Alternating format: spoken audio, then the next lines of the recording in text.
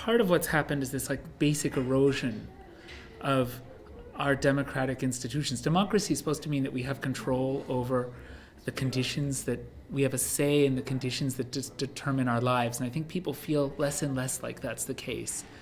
They feel like the system is rigged for the most powerful. And the terrible consequence of that is that people feel powerless. But what we have to do is find the courage to say, okay, we are powerless in ways that we shouldn't be, and we have to take that power back.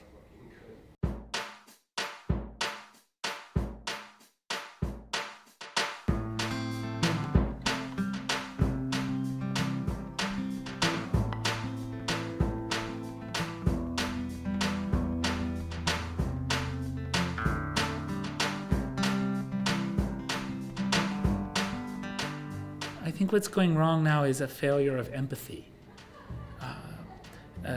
a willingness to see others as other just because it's easier than taking seriously our ethical responsibilities that we have to them.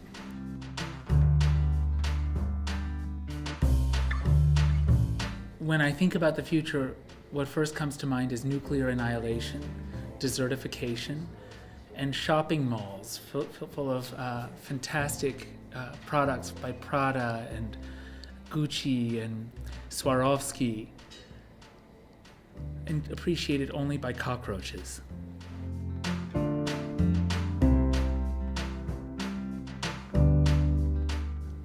I know how to do very little. There's many practical things I wish I knew how to do.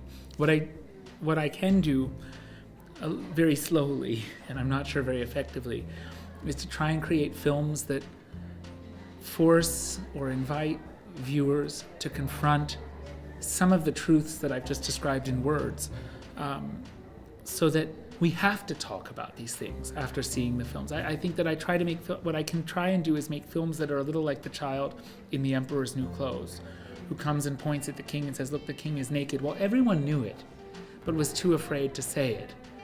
And I can try and make films that shock us, not because they provide new information. I make nonfiction films, documentary films, but not because they provide new information, but because we're startled by the familiar. We're forced to confront, oh no, that's me. Oh no, that's us.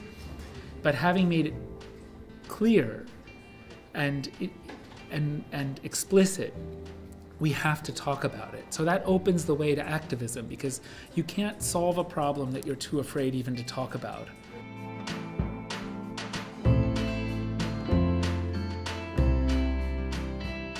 It's an interesting question. I think every time I look in anyone's face and I look past the mask they're wearing, past you as an interviewer or someone as the bus driver or someone as the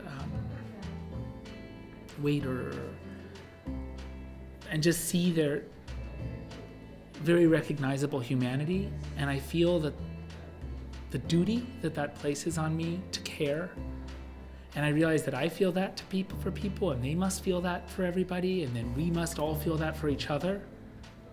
That makes me hope, because that means actually what makes us human is millions and millions of relationships of care and love.